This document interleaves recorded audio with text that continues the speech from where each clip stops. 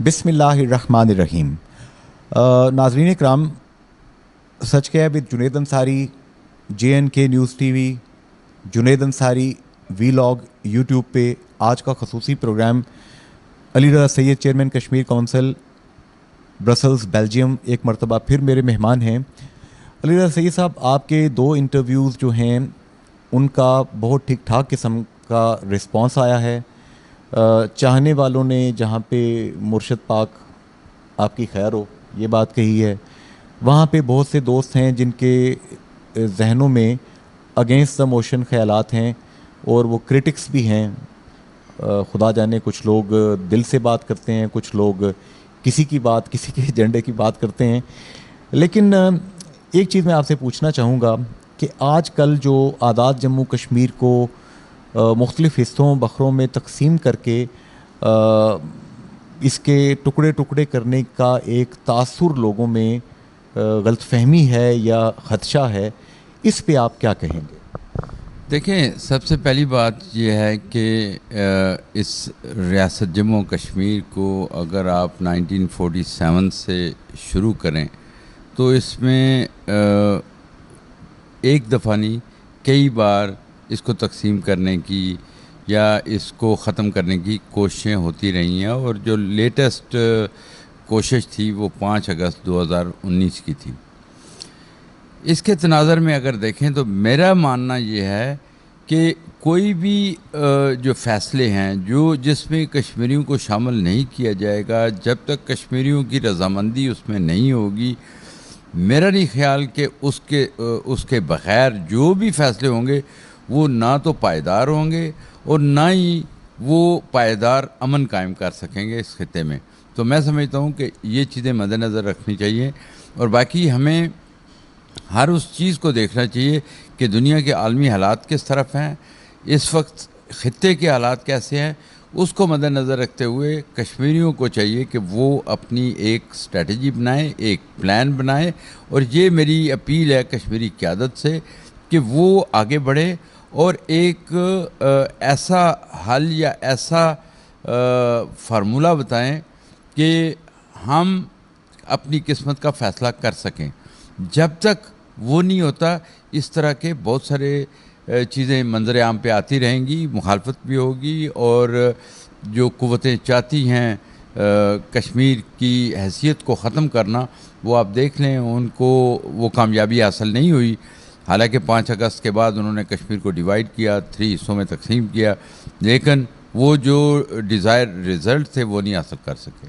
اچھا, اس میں میں آپ سے 2-3 رہنماؤں کی باتیں ڈسکس کروں گا. راجہ فاروق حیدر خان صاحب جب وزیر اعظم آزاد کشمیر تھے, آپ کی رہائش گاہ پہ بھی یہاں پہ تشریف لائے تھے اور انہوں نے انٹرویو آپ کے ساتھ آپ کی موجودگی میں دیا تھا. انہوں نے اپنی وزارت عظمیٰ کے آخری دنوں میں ایک بات کہی تھی کہ شاید میں آزاد جموں کشمیر کا آخری وزیر اعظم ہوں. اس پہ بعد میں بہت لوگوں نے ان سے سوال کرنے کی کوشش کی, لیکن انہوں نے چپ سادھ لی. اب لوگ جو سچویشن آزاد کشمیر میں موجودہ دنوں میں پیدا ہوئی ہے کہ ڈڈیال کے کسی بینک کی برانچ کے اوپر جہلم مینشن کر دیا, مظفر آباد کی کسی برانچ کے اوپر ایبٹ آباد یا مانسہرہ مینشن کر دیا, اس پر شاہ غلام قادر صاحب نے کہا جی کہ لوگوں میں کشمیریوں میں کشمیریت کے تشخص کے حوالے سے بہت زیادہ ریزنٹمنٹ ہے اور ہم ایسا قبول نہیں کریں گے کہ اسے ختم کیا جائے. آپ اس پہ کیا کہتے ہیں؟ دیکھیں, یہ تو بنیادی چیز ہے کہ کوئی بھی قوم, کشمیری ایک قوم ہے, اور کشمیری یہ کبھی بھی ایکسیپٹ نہیں کریں گے کہ ان کی جو شناخت ہے وہ ختم ہو جائے. یہ تو اگر انہوں نے, شاہ صاحب نے کہا ہے یا کسی اور نے کہا ہے, میں سمجھتا ہوں کہ یہی بات ہے کہ ہر کشمیری یہ چاہتا ہے کہ اس کی شناخت جو ہے وہ قائم رہے. ہم دیکھتے ہیں کہ برطانیہ کے اندر جو ہے وہاں کا اپنا ایک سسٹم ہے جہاں پہ ان کے مختلف فارمز ہوتے ہیں مختلف مقاصد کے لیے آفیسز میں. انہوں نے کشمیریوں کو ایک علیحدہ ایتھنک کاسٹ کے طور پہ, گروپ کے طور پہ ایکسیپٹ کیا ہوا ہے. تو گویا یہ ایک نون ایک حقیقت. یہ بالکل, دیکھیں ہر قوم کی, چاہے وہ کوئی بھی ہو, آپ کسی بھی ملک میں چلے جائیں. آپ بیلجیم کی مثال دیتا ہوں. بیلجیم میں 3 مختلف کمیونٹیز رہتی ہیں, جن میں جرمنز بھی ہیں, فرینچ بھی ہیں اور ڈچ فلیمش کہلاتے ہیں. تو انہوں نے اپنی شناخت قائم رکھی ہے. آج تک بیلجیم موجود ہے لیکن ان کی شناخت بھی موجود ہے. تو میں نہیں سمجھتا کہ اس طرح کے شناخت ختم کرنے سے آپ اپنے مقاصد کوئی بھی حاصل کر سکتا ہے. ایسا نہیں ہو سکتا. اچھا، ایک بات یہ بھی کہی جا رہی ہے آپ کے انٹرویو کے چلنے کے بعد کافی ساری باتیں سوشل میڈیا پہ فیس کرنی پڑی ہیں مجھے بھی. لوگوں نے مختلف قسم کی باتیں کی ہیں. چلیے جس کا جتنا ظرف ہے اسی حساب سے وہ بات کرتا ہے. آپ بھی اپنے تئیں اخلاص کے ساتھ اپنے وطن کی آزادی کے لیے کوشش کر رہے ہیں. میں بھی اسی سلسلے میں آپ سے رہنمائی لینے حاضر ہوتا ہوں کہ لوگ دنیا جہاں سے کوشچن کرتے ہیں وہ آپ سے پوچھوں. عبد المجید ملک صاحب، chief justice retired high court, سربراہ جموں کشمیر لبریشن لیگ، کے ایچ خورشید کے ساتھی، وہ مجھے انٹرویو دیتے ہوئے اکثر یہ بات کہا کرتے تھے کہ ایک وقت تھا جب جنرل ایوب خان صاحب نے کے ایچ خورشید صاحب کے کہنے پر اس بات کو تسلیم کر لیا تھا کہ آزاد جموں کشمیر کو ایک علیحدہ ملک کے طور پر تسلیم کر لیا جائے، چونکہ سملا اکارڈ کے بعد، تاشقند معاہدے کے بعد انہوں نے کہا کہ انڈس واٹر بیسن ٹریٹی جو آپ کی ہوئی ہے، سندھ طاس معاہدہ، تو پاکستان کے لیے مشکلات ہیں. اور ایوب خان صاحب نے یہ بات مان لی تھی اور 28 ملکوں نے وعدہ کر لیا تھا کہ پاکستان ایسا کرے تو ہم کشمیر کو مان لیں گے اور کشمیری اپنی بات دنیا میں خود کریں. کیا یہ اب بھی ورکیبل ہے آپ کے خیال میں؟ دیکھیں، میرے خیال میں ہمیشہ کہتا ہوں، اور جو میرا ایکسپیرینس ہے یورپ میں یا جو عالمی برادری کے نمائندوں کے ساتھ جب بھی بات ہوئی ہے، کسی بھی انسٹیٹیوشنز کے ساتھ بات ہوتی ہے یا کسی بھی جو ورلڈ آرگنائزیشنز ہیں ان کے ساتھ بات ہوتی ہے، تو اس میں تو کوئی شک نہیں کہ ہمیشہ یہ بات یاد رکھیں کہ بات وکٹم کی سنی جاتی ہے. وکٹم کے ساتھ ڈاکٹر ہے، وکٹم کے ساتھ اس کا دوست ہے، وکٹم کے ساتھ اس کے سپورٹرز ہیں، لیکن ان کی بات میں وہ وزن نہیں ہوگا جو ایک مریض جو آلریڈی جو وکٹم ہے اس کی بات کو زیادہ اہمیت دی جاتی ہے. تو یہی بات ہے کہ کشمیریوں کو میں ہمیشہ کہتا ہوں کہ کشمیریوں کو ہر فرنٹ پہ آگے کرنا چاہیے اور ان کی بات وہ اپنی زبان سے مسئلہ کشمیر کو دنیا کے سامنے پیش کریں، اپنے جو ظلم ہو رہا ہے کشمیریوں پہ اس کو بیان کرنے کے لیے، اور وہ ہمدردی زیادہ بہتر اور آسانی سے لے سکتے ہیں بجائے کوئی اور اس کی نمائندگی کرے. اچھا، جسٹس عبد المجید ملک مرحوم یہ بات بھی کہا کرتے تھے، یہ ساری چیزیں ریکارڈ پہ موجود ہیں، لوگ دیکھ سکتے ہیں، یوٹیوب پہ میرے چینل پہ بھی موجود ہیں اور فیس بک پہ بھی وہ موجود ہیں، بہت سے پورٹلز پہ یہ انٹرویو جو میں نے ملک صاحب کے کیے تھے لوگوں نے دیکھ رکھے ہیں.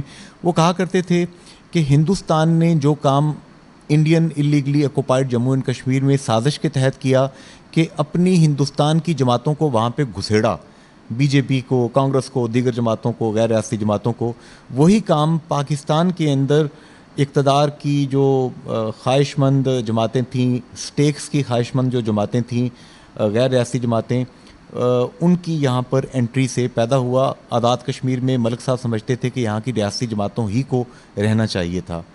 آپ کا کیا خیال ہے؟ ملک صاحب بڑے ذہین، فطین، سمجھدار آدمی تھے.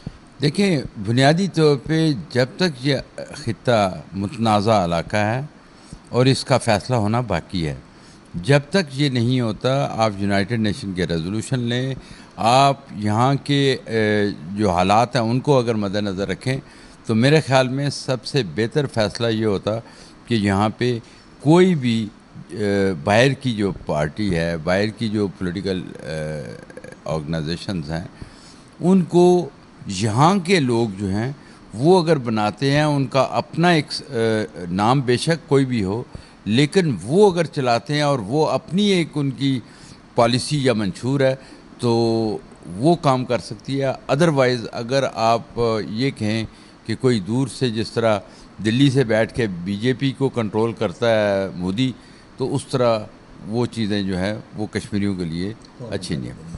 اچھا، گلگت بلتستان میں ہم نے یہ بات پہلے بھی کی تھی، لوگوں نے اس سے اتفاق کیا کہ جی بی کے اندر فرقہ وارانہ فسادات کی پہلے ماضی میں بھی یہ سازشیں ہوتی رہیں، حرکتیں ہوتی رہیں، اور آج کل بھی وہاں پہ ایک ٹربولنس کی کیفیت موجود ہے. اللہ تعالیٰ ہمارے وطن کے حال پہ رحم فرمائے. جسٹس ملک صاحب یہ بھی کہا کرتے تھے کہ ہماری یہ ایک کوشش رہی ہے کہ آزاد جموں کشمیر اور گلگت بلتستان کو ون یونٹ کے طور پہ ایک رکھا جائے. معاہدہ کراچی کی وجہ سے یہ پرابلم پیدا ہوا, تو اگلا معاہدہ بھی تو ہو سکتا ہے. کیا جی بی اور آزاد کشمیر یہ ورکیبل ہیں اکٹھے؟ دیکھیں یہ ڈیپینڈ کرتا ہے کہ جو لیڈرشپ ہے آزاد کشمیر کی اور جو لیڈرشپ ہے جی بی کی, وہ اپنی عوام کی خواہشات کا کتنا احترام کرتے ہیں. اگر یہی خواہش گلگت بلتستان کے لوگوں کی ہے اور یہی خواہش آزاد کشمیر کے لوگوں کی ہے, تو میں سمجھتا ہوں کہ یہ ان کا فرض بنتا ہے کہ وہ آپس میں بیٹھیں اور اس پہ آگے جو بھی نئے معاہدے کرنے ہیں, نئی تجاویز آنی ہے, نیا سیٹ اپ بنانا ہے, اس پہ وہ کر سکتے ہیں. لیکن ہو سکتا ہے, لیکن یہ ڈیپینڈ کرتا ہے ول آف لیڈرشپ اور will of people in Azad Kashmir اور ان گلگت بلتستان. جب تک علی رضا سعید صاحب مسئلہ کشمیر, قضیہ کشمیر حل نہیں ہو جاتا, کیا تب تک آزاد جموں کشمیر اور گلگت بلتستان کی جو آئینی پوزیشن ہے, جو ایک انٹرم 1974 کے ایکٹ کے تحت آزاد جموں کشمیر چل رہا ہے, گلگت بلتستان جو ہے وہاں پہ ایک گورنر اینڈ وزیر اعلیٰ یہ اپوائنٹ کر رکھا ہے, لیکن ڈیموگرافی چینج کرنے کی اجازت نہیں ہے, تو جب تک پلیبیسائٹ نہیں ہوتا کیا اسٹیٹس کو کی پالیسی درست ہوگی؟ دیکھیں اگر آپ یو این کے ریزولوشن پڑھیں, اس میں کیا لکھا ہے کہ یو این کے ریزولوشن میں کلیئر ہے کہ جب تک پلیبیسائٹ نہیں ہوتا تب تک یہاں کی ڈیموگرافی چینج نہیں ہو سکتی, اس کو چینج نہیں کرنا, تاکہ جو یہاں کے باسی ہیں اس ریاست جموں و کشمیر کے, وہ اپنی قسمت کا فیصلہ اپنی مرضی سے کر سکیں. یہاں پہ علی رضا سعید صاحب, آپ چونکہ پورے یورپ میں, امریکہ میں, برطانیہ میں ہر جگہ جاتے ہیں, ڈائسپورا آپ کو ملتا ہے, آپ کشمیریوں, جموں کشمیر کے لوگ اس پار کے بھی, اس پار کے بھی, جی بی کے بھی ان سے ملتے ہیں جو کہ فری ورلڈ کے اندر رہتے ہیں, وہ آپ کے پروسیشنز میں بھی شرکت کرتے ہیں, ان کے اپنے وطن کی آزادی کے متعلق جذبات کیا ہیں؟ دیکھیں ہر کشمیری جو چاہے وہ مقبوضہ کشمیر سے ہو, چاہے وہ آزاد کشمیر سے ہو, چاہے وہ گلگت بلتستان سے ہو, چاہے وہ لداخ سے ہو, سب کی ایک خواہش ہے, وہ یہ ہے کہ انہیں اپنی قسمت کا فیصلہ کرنے کا موقع دیا جائے, اور اس کے لیے وہ کہتے ہیں کہ سب مل کے اسٹرگل کریں کہ ہم وہ موقع حاصل کر سکیں. اس کے بعد جو فیصلہ عوام کرے گی, میجورٹی جو بھی فیصلہ کرے گی, باقی جو منورٹی ہے اس کو ایکسیپٹ کرنا پڑے گا. اس کے اگر ہم چاہتے ہیں کہ اس خطے میں امن ہو, یہی ایک واحد راستہ ہے. اور میں سمجھتا ہوں کہ یہ پورے خطے کے لیے ہے, یہ نہ صرف انڈیا کے لیے بلکہ پاکستان, چائنا اور کشمیری عوام کے لیے جو بہترین حل ہے وہ یہی ہے کہ یہاں پہ پلیبیسائٹ کیا جائے, اور اس پلیبیسائٹ کے نتیجے میں جو بھی رزلٹ آتا ہے اس کو ایکسیپٹ کیا جائے. آخری بات, شاہ صاحب, کشمیری ظاہر ہے کہ دنیا میں جہاں جہاں موجود ہیں, جنہیں اپنے وطن سے محبت ہے, پیار ہے, لگن ہے, اور جنہوں نے آپ کی طرح اپنی جوانی جو ہے اس کاز کو, اپنے وطن کی آزادی کے لیے دی ہے, وہ اندر سے دکھتے ہیں, ان کا دل جو ہے زخمی ہے. چودھری دلپذیر صاحب ہمارے ایک دوست ہیں جو کہ بیرسٹر سلطان محمود چودھری صاحب کے لنڈن میں ایڈوائزر ہیں, مشیر ہیں ان کے. مبشر لون صاحب, ذکر ان کا میں نے پہلے بھی کیا تھا کہ وہ بھی کشمیر کی وجہ سے آپ سے بڑا پیار کرتے ہیں. ڈاکٹر سید نذیر گیلانی صاحب میرے اکثر مہمان بنتے ہیں, آپ سے بھی بڑا ان کا تعلق ہے. لارڈ واجد خان صاحب ہیں, لارڈ قربان حسین صاحب ہیں, لارڈ نذیر صاحب ہیں. کیا یہ پاسبل ہے کہ دنیا میں جتنا بھی ہمارا ڈائسپورا ہے, یہ جو جیسے کہ آپ نے کل ذکر کیا تھا پرسوں کہ برسلز میں ایک صاحب ہیں بیلجیم میں جو کہ اپنی 1.5 انچ کی علیحدہ مسجد بنا کے بیٹھے ہوئے ہیں اور وہ پرابلم کریٹ کرتے ہیں, اسٹرینتھن نہیں کرتے, کیا ایک امبریلا کے اندر جوائنٹ ایفرٹ کچھ ہو سکتی ہے, کوئی ایسا کام ہو سکتا ہے؟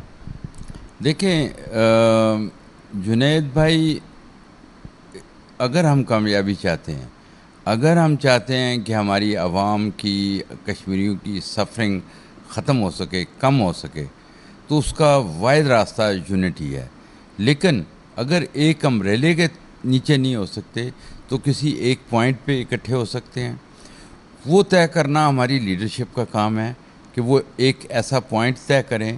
میرے خیال میں وہ پوائنٹ جو ہے وہ پلیبیسائٹ ہے. اگر ہم پلیبیسائٹ پہ راضی ہیں تو ہمیں یہ چاہیے کہ ہم پلیبیسائٹ کی جو منزل ہے پہلے اس کو طے کریں. اس سے پہلے ہمارا جو آپس میں لڑنا جھگڑنا ہے، وہ یہ کہہ رہا ہے، وہ دوسرا یہ کہہ رہا ہے. اور دوسرا، میں ایک آپ کے اس پروگرام کی تواسط سے میں ریکویسٹ کروں گا تمام کشمیری ڈائسپورا سے بھی اور کشمیر میں بسنے والوں سے بھی، کہ ہم ہمیشہ جب ہمارے پاس کوئی آرگومنٹ نہیں ہوتا تو ہم کہتے ہیں کہ یہ فلاں کا ایجنٹ ہے، یہ فلاں کے لیے کام کرتا ہے، یہ فلاں نظریات کا تعلق ہے اس سے، یہ فلاں نظریات ہیں. دیکھیں، جو بھی نظریات کسی کے بھی نظریہ ہے وہ اس کو دوسرے کو اس کا احترام کرنا چاہیے. پہلی بات ہے کہ کوئی کشمیری میں نہیں سمجھتا کہ وہ غدار ہیں. ہر کشمیری کشمیر کے حل کے لیے درد رکھتا ہے، اس کی سفرنگ کو ختم کرنے کی چاہتا ہے. لیکن پرابلم صرف یہ ہے کہ ہمیں گراؤنڈ ریالٹی کو دیکھنا ہوگا، ہمیں اس خطے کے حالات کو دیکھنا ہوگا، ہمیں عالمی صورتحال کو دیکھنا ہوگا.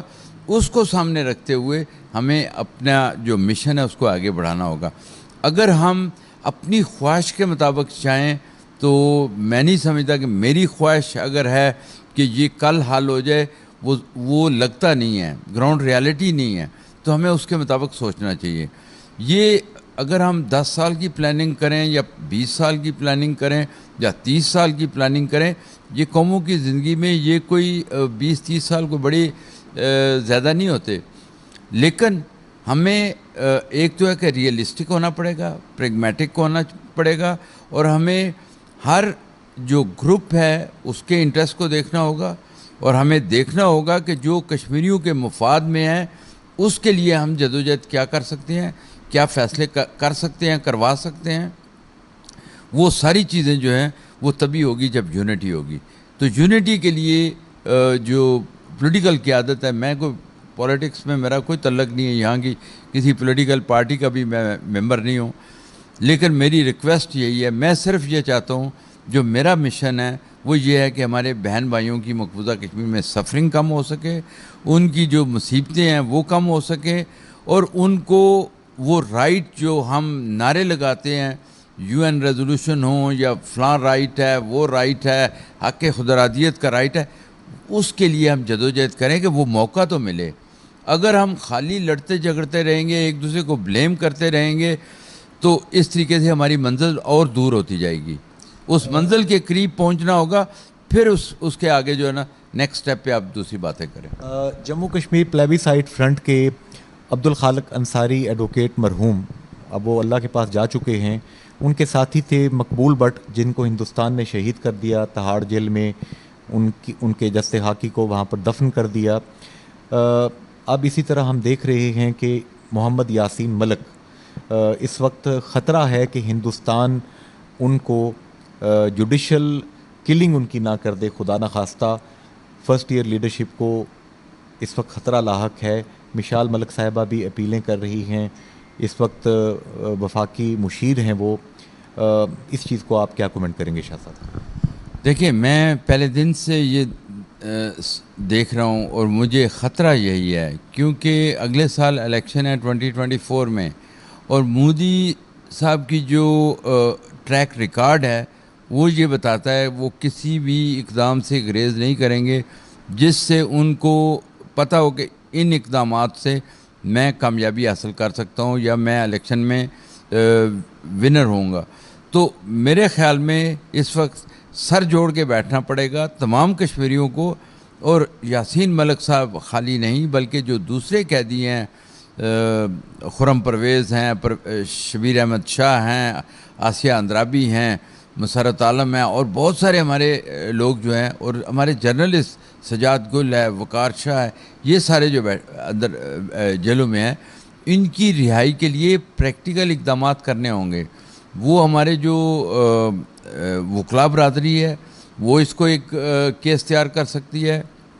جو ڈائسپورا ہے وہ اس کیس کو وہاں کی عدالتوں میں لے کے جایا جا سکتا ہے جو بیرون ملک ہیں، یا انٹرنیشنل کرمنل کورٹ میں اس کیس کو بھیجا جا سکتا ہے، لیکن اس کے لیے تیاری کی ضرورت ہے. اور میں سمجھتا ہوں کہ ہمیں وقت ضائع کیے بغیر، خاص کر یاسین ملک صاحب کی جو جان کو خطرہ ہے، ان کو بچانے کے لیے ہم نعروں پہ نہ رہیں، ہم خالی بیانات پہ نہ رہیں، بلکہ پریکٹیکل جو ہے وہ اقدامات کیے جائیں. خصوصی پروگرام آپ نے سنا، دیکھا. میری تمام دوستوں سے گزارش ہے کہ اگر آپ واقعی اپنے وطن ریاست جموں کشمیر سے پیار کرتے ہیں تو چھوٹے موٹے جو اختلافات ہیں، ڈفرینس آف اوپینین ہے، اس کو نظر انداز کیجئے اور بڑے مقاصد کے لیے دل بڑا کر کے اکٹھے ہو جائیے. ورنہ ہندوستان نے پہلے بھی کشمیریوں پہ ظلم کیا ہے. Butcher of Gujarat mister Modi بہت ہی زہریلے طریقے سے اپنے مشن پہ کام کر رہا ہے. تمہاری داستان بھی نہ ہوگی داستانوں میں. غور کیجیے گا. فی امان اللہ. اللہ حافظ اینڈ گڈ بائے.